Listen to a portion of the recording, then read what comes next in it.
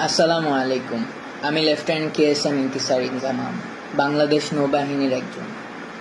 আজ আমি কোনো দলের না, কোনো সংগঠনের না, আমি আজকে জনগণ। আজকে আমি জুলুমকারীদের বিরুদ্ধে ডাক।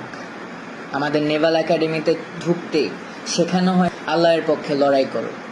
ধর্ম, বর্ণ, জাতি নির্বিশেষে সত্যের পথে, নীতির পথে, ন্যায়ের পথে রুখে দাঁড়ানো যেমন একজন মুসলিমের দায়িত্ব, তেমনি প্রত্যেক জনগণের দায়িত্ব।